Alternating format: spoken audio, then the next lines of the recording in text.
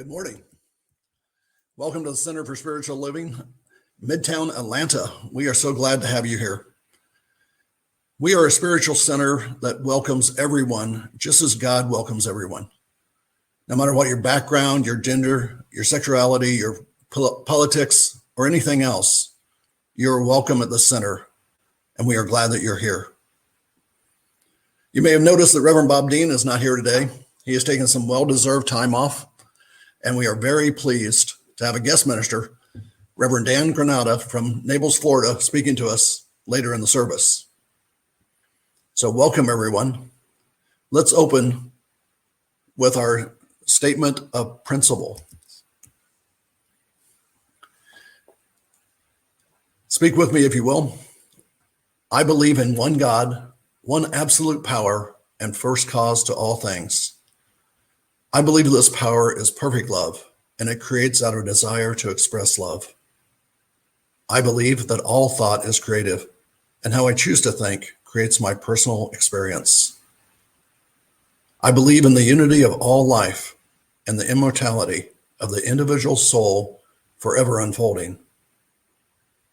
I believe in the eternal goodness, the eternal loving kindness, and the eternal givingness of God to all.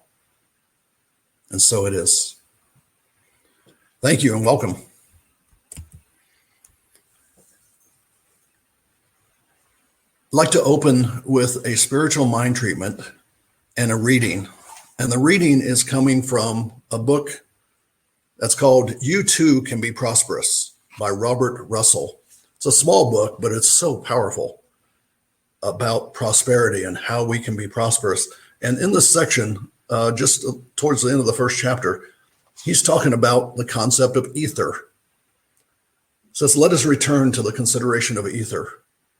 The scientist tells us that it has no specific gravity, so no substance, if you will. It is not derived from anything, but permeates everything. It is the source of all life, power, vibration, heat, light, energy, attraction, gravitation, and repulsion. In short, it is the substance of the form of every outer thing, including food, shelter, clothing, and you and I. That was my part. St. Paul, in his letter to the Hebrews centuries ago, explained it by saying this way: what is seen has not been made out of things which do not appear. All things are made out of this one universal substance, ether, which is God. All things that the Father hath is mine. Let me read that again. All things that the Father has is mine. So everything, as St. Paul said, everything is yours. Everything is mine. Everything is ours because we are extensions of God. Can you say those words now with conviction? Universal mind substance is instantly available and responsive to those who have learned how to lay hold upon this consciousness. It is always with us and always responds to our faith. It is not affected by our negative or depressed states. It is always in action, always waiting for our recognition and our acceptance. If you haven't read this book, it's $8 or $9 on Amazon, and it's fabulous. Some friends of mine and I have been studying it, and it's just really a very strong reading on prosperity. Because you are prosperous, and I am prosperous. Because we have everything that has been created in this universe for us. So let us move on to a spiritual mind treatment. And to me, what a spiritual mind treatment is simply an affirmative prayer. We call it also treatment. And a prayer that reminds me that I am connected to God. I am connected to the source of all things. That the Creator is what I am an extension of. I'm an extension of that Creator. we treat our own minds to weed out the distractions that get in the way of us manifesting what we desire and deserve.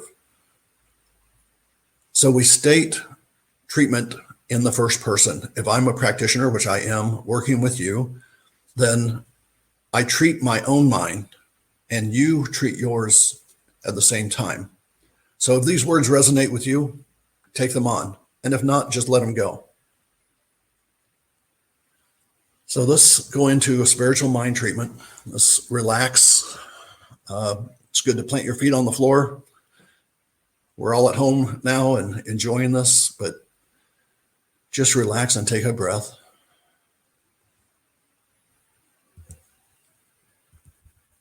Know these things with me, if you will.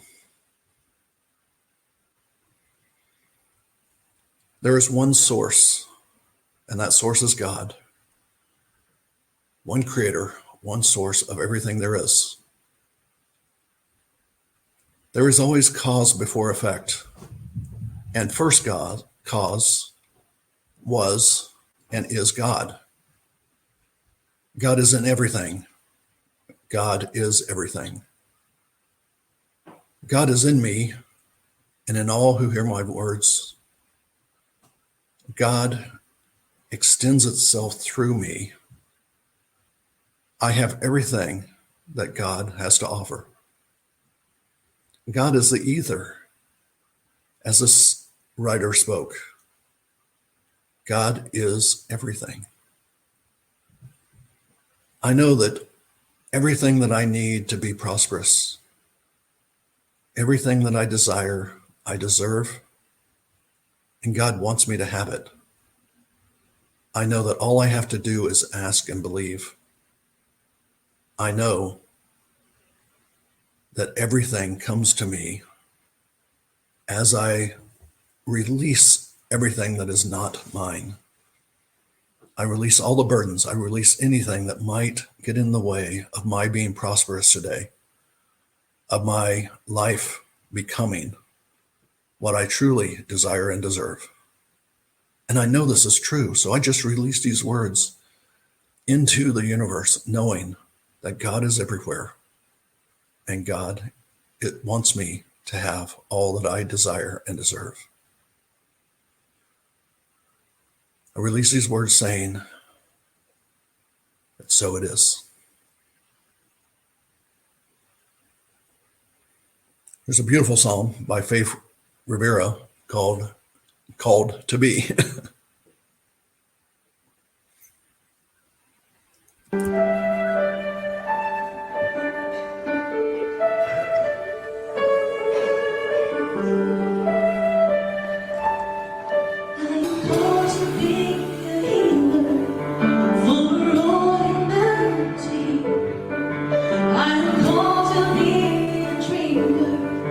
Believe that what can be, I call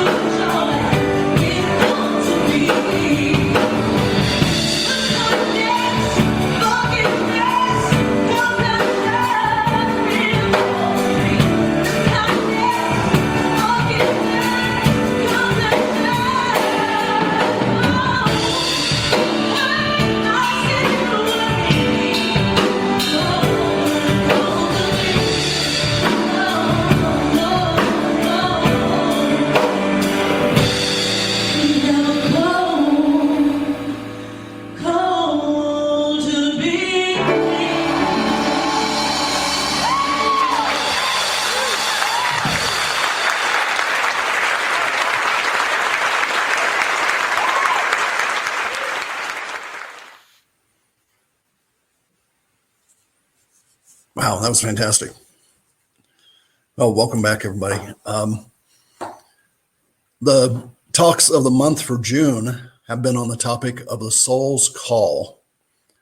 And when Reverend Dean is out, he always arranges great speakers for us, and today is absolutely no exception to that.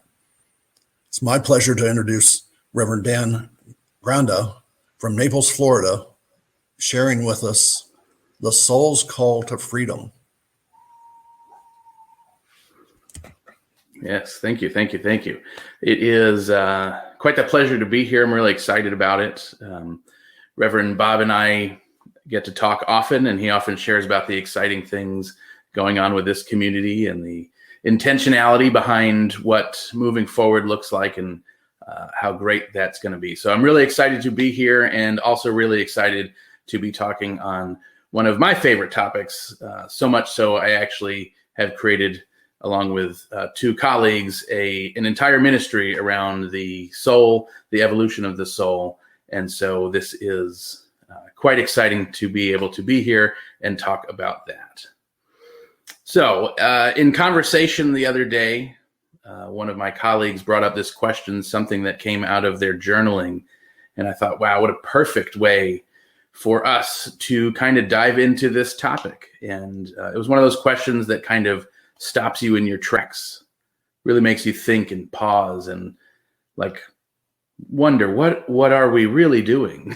What are we really doing here? So this is the question. Who would you choose to be in the world if you were the one to tip the consciousness of the planet? And so let's just, if we sit with that for a moment, what does that really mean? If you knew you were the one to make the difference in the world, would your life look different? Would you choose to do things different? Would you choose to show up differently? How different would the world look to us if we knew we were the one to make that shift? If by being someone or something or showing up in a way, if we were the one to tip the consciousness of the planet, what would we be doing? And for me, that is the real essence of today's topic, today's title, The Soul's Call to Freedom, because our soul is urging us to do something, to show up in a certain way. And freedom is tied directly into our soul, directly into how we show up, directly into, in fact, this question. But first, I think it's probably important that we kind of define our terms a little bit. What is soul? What is soul in science of mind? What is soul to us? What has our version of soul been like? Has it always meant the same thing? And my guess is probably not. In the science of mind, the soul is a specific thing, but there's a couple of pieces to it that I think are going to be important for us to understand. The first of which is not often called this, but really is in a way the oversoul. And this is soul at the universal level. It is universal medium. It is that which we call law. It is probably most often referred to as law. And this is the soul of the universe, that which allows life to come into being. It is that which creates, and it is that which we utilize when we speak our words into the universe, when we use affirmative mind treatment, spiritual mind treatment, universal law. It has no opinion. It does not necessarily care. It always says yes to whatever we put into it. And yet it is also this unconditional love of life, because it does not have that choice to decide, well, maybe we'll create this, but not that one. Law just says yes. Law has this unconditional love of saying yes to all of life, to all of creation. And so this is, according to Ernest Holmes, is also the soul of the totality of life, in that it is the container for the memory of life, all of consciousness, and the way that it has shown up in the 307 billion or something people, or 207 billion people that have ever lived, that consciousness remains within this soul.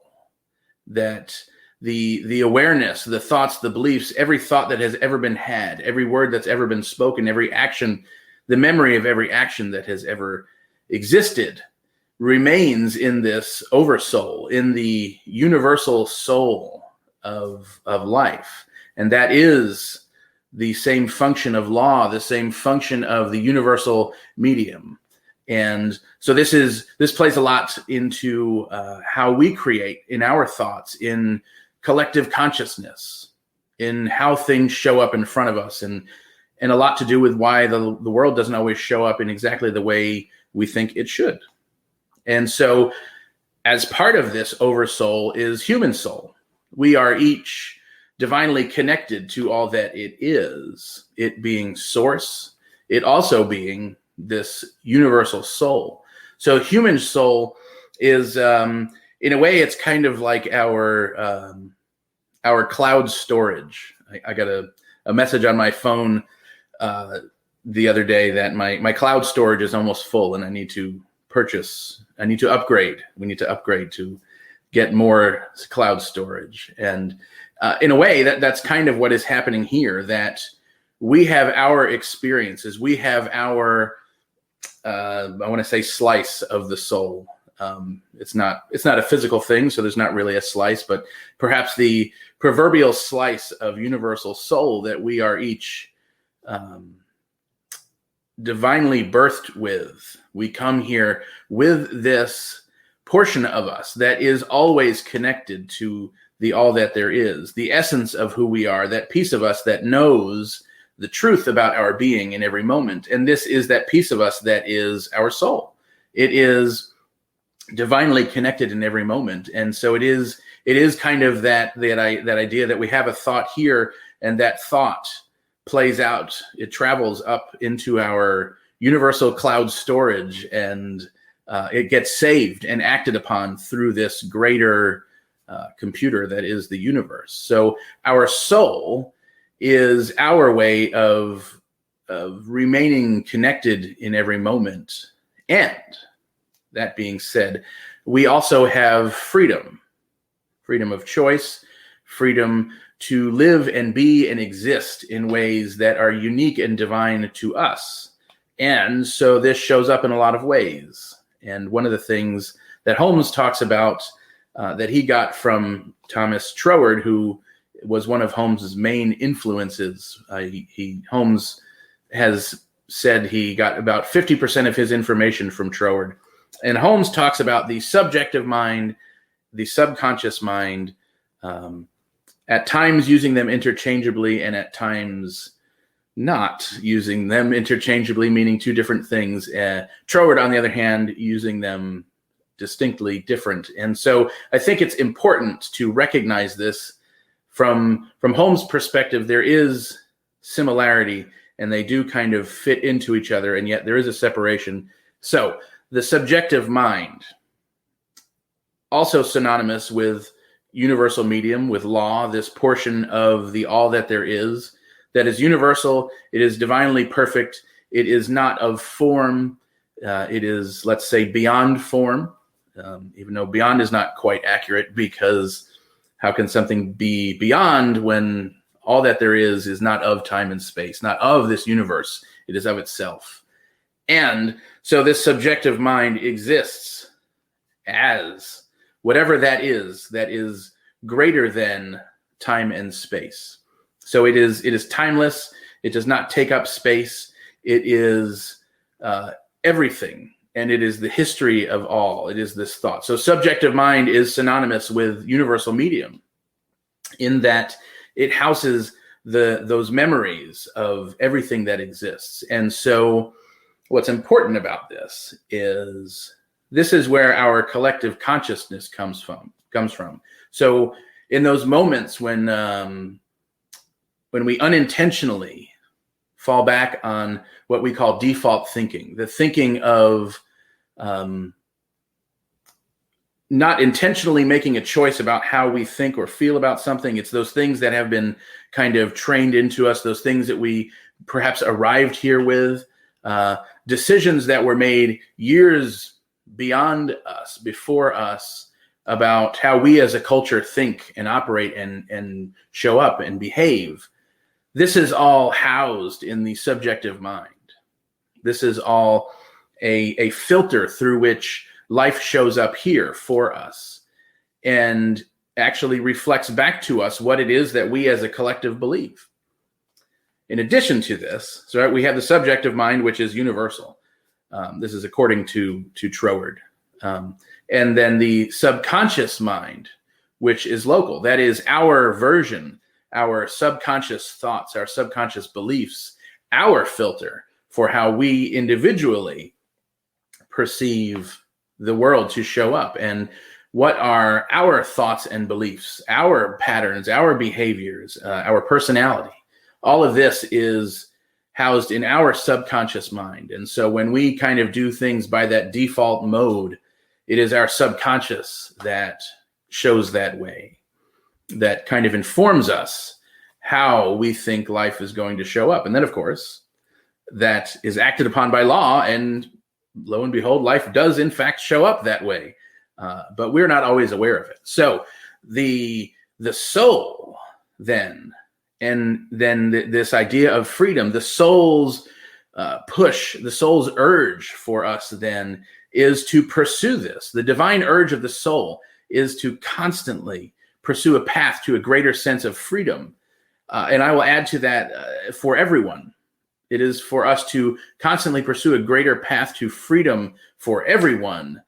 And honestly, the soul at this point is practically yelling at us to pursue this freedom. If we look at the world around us, we look at, you turn on the TV and there is the pain, there is the world showing up in ways that it has had enough. Our collective consciousness, that which is in the universal soul, has had enough of things maybe used to be accepted, not necessarily acceptable, but were accepted. We commonly accepted things that didn't show up as painful for everyone. All of these things are now showing up in a way where something that is pain somewhere in the world is now pain everywhere in the world. It shows up everywhere. We are so divinely connected, and now we are seeing that we are so worldly connected, globally connected, that it is undeniable how trauma that shows up in one place, pain that shows up in one place, is actually showing up everywhere. It is showing up for all of us. It is something that we can't really deny or even avoid.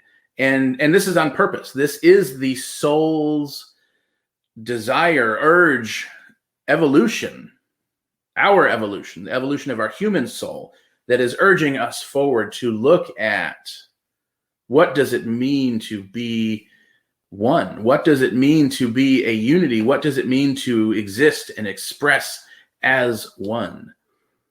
And really, it's this urge to fall back into this mystical way of being. It is this emancipation of spirit in our lives. Spirit as universal is free. The soul at the universal level is free to express in any way. And we have this freedom of choice, freedom of being, to allow it to express through us the way that we desire. And when we don't intentionally make that choice, it expresses based on our subconscious, based on the collective subjective. And so it is really important to, I think, in this evolution of our teaching, as we are being urged and pushed towards not just how does this teaching work for me, how does this teaching work for all of us? As we move towards this all of us, this we mentality, it is really important to understand there is a collective consciousness and there is our own subconscious filter that we are needing to look at. And it is interesting how this shows up once you start paying attention to it. And of course, since I have been paying attention to it, it shows up all over the place. I was on sitting on a panel yesterday for some grief circle facilitators. And at one point, somebody shared a story from their childhood of probably 50 plus years ago. And this was such an insight for me into an even clearer insight for me into how far we have come and yet how much work we have to do. And one of the things they said was around the death of someone really important to them was, I wanted so badly to talk to someone, to share and to cry. But back then, you were just shushed. There was no room for children to express emotions, to grieve, to express pain or cry. And I think in a lot of ways, there wasn't even room for children to show up, to even speak or be seen at that time. And so thank God we've gotten to a place where that is mostly no longer true. That is no longer true in most places. And I think we are expanding so that is even less true. And yet we still have this in our subconscious, in our local subconscious and our collective subjective mind. This was still a point of pain for this person. This idea still exists. And so there is a healing to be done in this moment, not only for this person, but for all of us, that this memory, this idea still exists as a point of pain that we aren't necessarily allowed to show up in our full way of being. And whether that's true because I think it's true, or one of us thinks it's true, or because it's true because there is a collective idea of this being not true, there is certainly a weeding out that is looking to happen through all of us, whether it is about our own individual idea of how we are allowed to show up, those limitations from childhood, from our experience that say, no, stay in this box, please, for the comfort of others. Remain in this box that society says is comfortable and does not disturb anyone else. And I think we are beginning to kind of blow that box wide open, because life, the soul, is on this spiral of spiritual evolution that when we begin to awaken to these ideas, to these principles, we are this dot kind of circling around in ourselves. It's chaos. Everything is this tightly balled experience of awakening. And as we continue to become more and more aware, we begin to transform, and this ball begins to open up. And so our path begins to circle around a little bit wider, but also at this higher level, we have this higher perspective of life. And as that continues, it gets higher and even wider. And there is this spiral up and outwards from this point of perhaps pain and chaos. And so that is the soul's urge for us to evolve to freedom.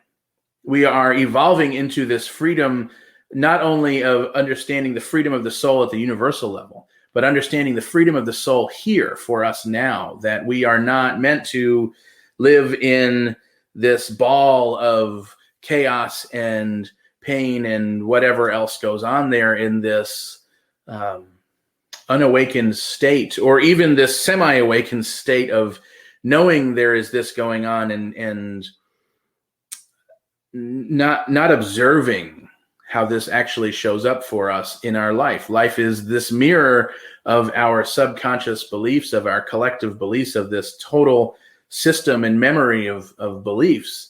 And so when we look at this and we begin to take that step backwards from what is happening in our lives, we begin to feel this urge of the soul to express this greater sense of freedom here and now in this plane of existence that we know as life on earth. And A few weeks ago, the topic was pushed by pain, and I think this is exactly what that is talking about, that we are pushed out of this snowball by this pain a lot of the times.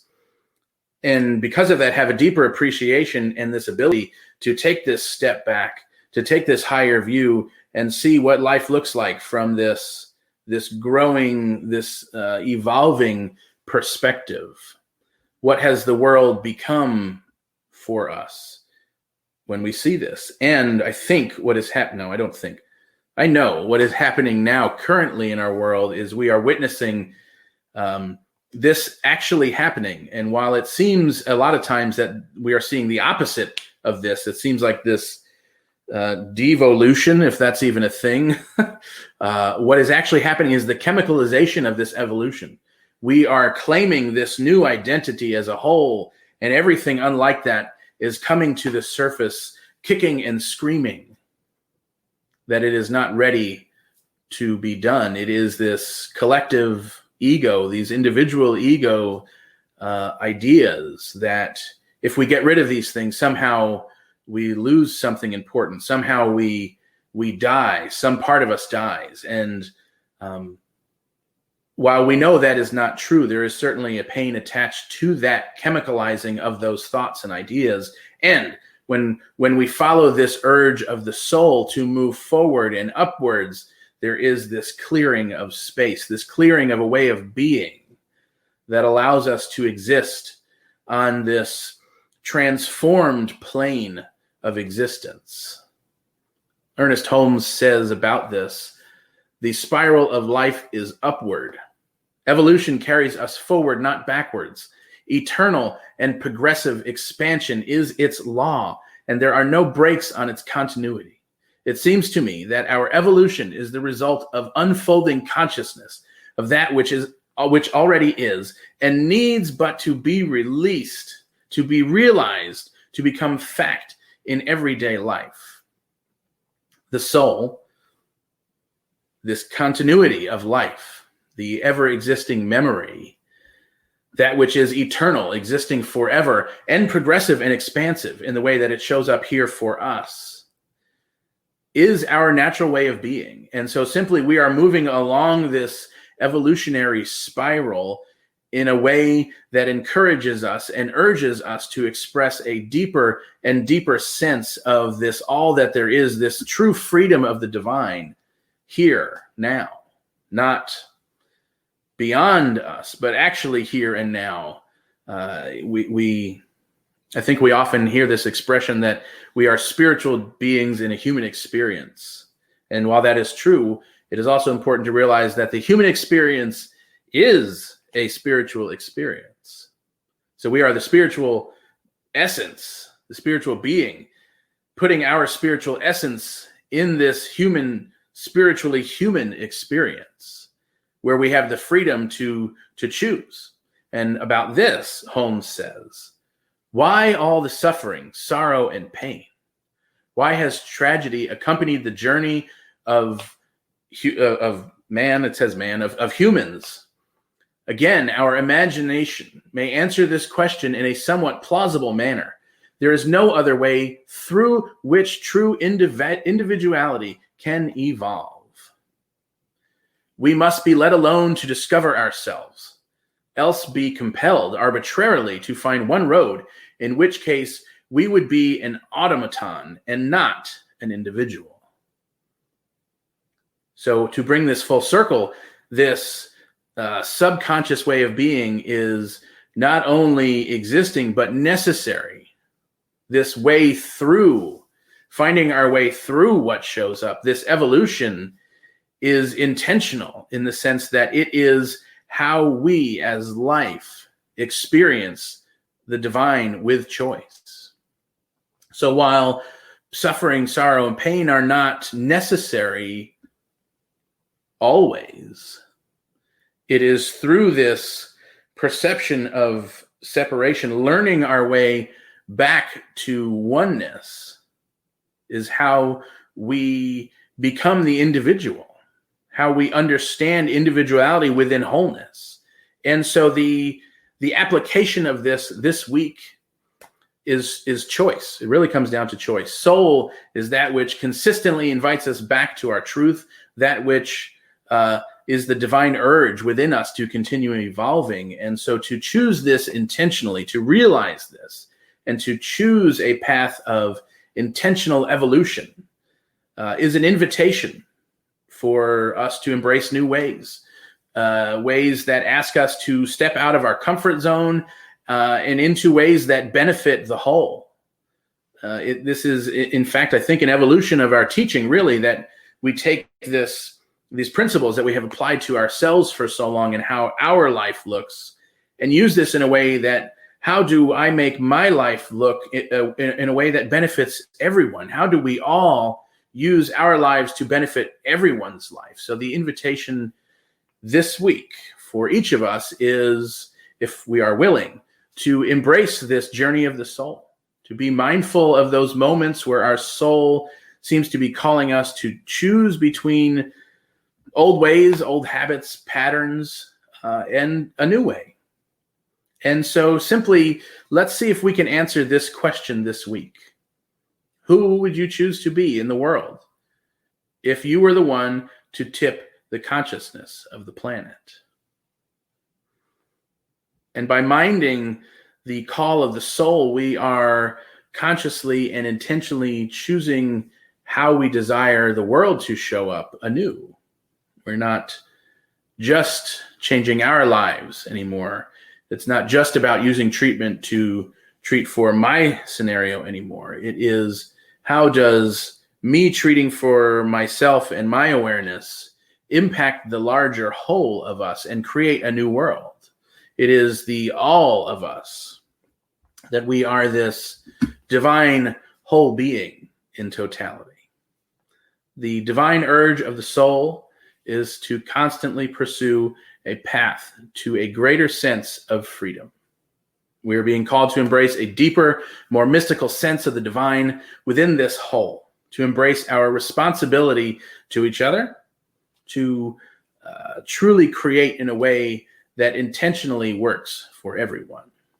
Who would you choose to be in the world if you were the one to tip the consciousness of the planet?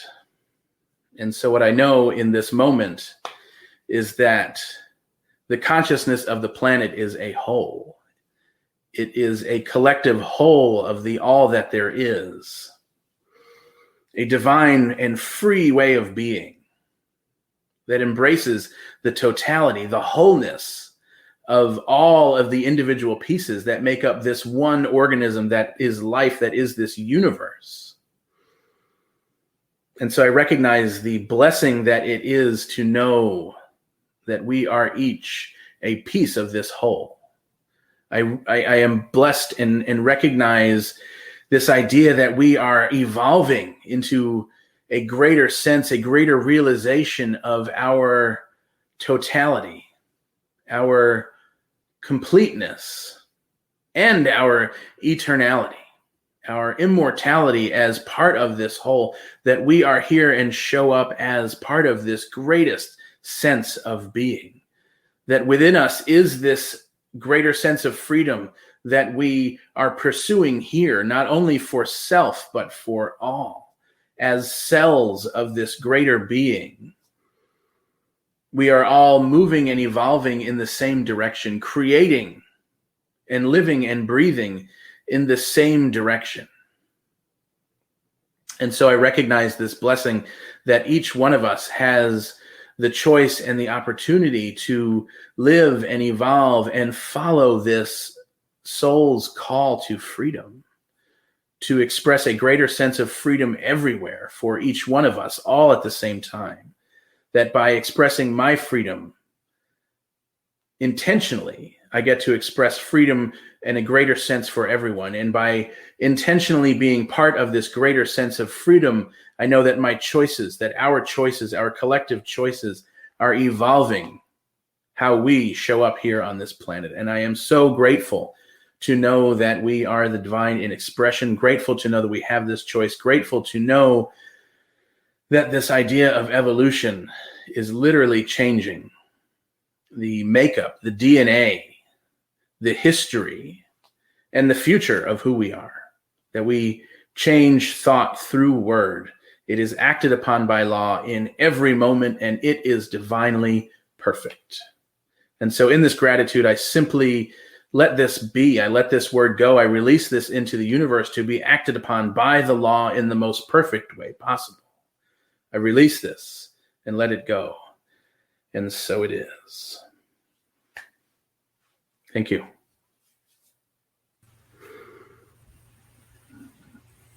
Thank you. That was great. Really enjoyed that, Rev Dan. This is a time that has been very special today. And I'd like to go back to prosperity that I spoke of before and have us share the affirmation of prosperity. Think now and read these words with me. Oop, where went? I live in a world of abundance. As I freely and joyfully give, I join in the divine flow, and all that I share with life returns to me multiplied abundantly. And so it is. You can give to the center through the center's website, and all the information that you need is there. And we do appreciate donations. And there's just, there it is on the bottom, cslmidtown.org. And we are blessed so much with the center, with people that are giving to us and that are supporting us. We just want to thank everybody. We want to thank all the people that are behind the scenes that bring this all together. We want to thank Reverend Bob for what he has put together here and for the wonderful things that are coming to the center. So announcements, is that going to be myself or Vance? There we go. I got it. Okay. Thanks, Bob. Thanks, Lee. We got it. So there's a bunch of announcements. We had a great service. Thanks, Dan. Thanks, Lee, for being the practitioner of the day. And so this is the end of the month for June, and we're headed into July next week. So our theme for July is Pulled by Vision. And Dr. Bob's going to be back with a talk titled We Hold These Truths.